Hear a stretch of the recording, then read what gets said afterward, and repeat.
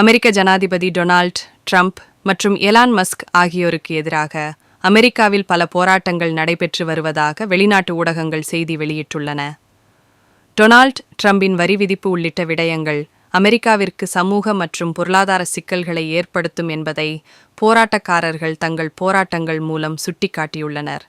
அமெரிக்க பொருளாதாரம் சரிந்து கிட்டத்தட்ட $6 டிரில்லியன் மதிப்புள்ள செல்வம் அழிக்கப்பட்டதைத் தொடர்ந்து அமெரிக்க ஜனாதிபதி மன அழுத்தத்தால் பாதிக்கப்பட்டுள்ளதாக போராட்டக்காரர்கள் கூறியுள்ளனர்.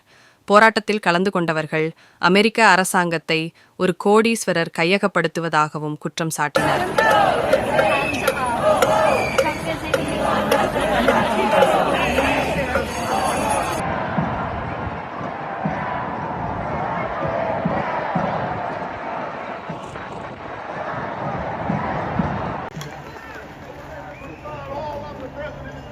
Urban League of Eastern Massachusetts. Thank you for being part of the resistance. Thank you for saying hands off.